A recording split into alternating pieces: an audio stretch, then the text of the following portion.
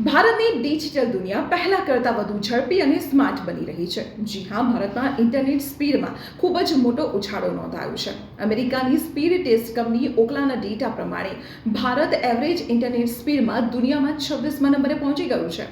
જી હા, આપને જાણીને નવાઈ લાગશે કે 2022માં ભારત 119મા નંબરે હતું અને માત્ર 2 વર્ષની અંદર ભારત ટોપ 30માં પહોંચી ગયું છે.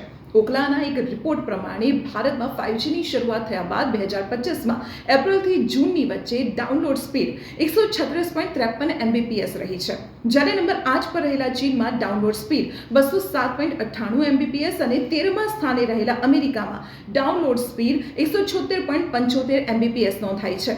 એરિક્સન મોબિલિટી રિપોર્ટ પ્રમાણે દુનિયામાં પ્રતિ વ્યક્તિ ડેટાનો ઉપયોગ સૌથી વધુ માત્ર ભારતમાં કરવામાં આવે છે. ભારતમાં પ્રતિ વ્યક્તિ દર મહિને 32 GB જેટલો ડેટાનો ઉપયોગ કરવામાં આવે છે, જ્યારે ચીનમાં 29 GB અને અમેરિકામાં 22 GB ડેટાનો ઉપયોગ કરવામાં આવે છે. તો આવી જ રીતે ઇન્ફોર્મેટિવ જાણકારી માટે આપ જોડાયેલા રહો સંદેશ ડિજિટલ સાથે.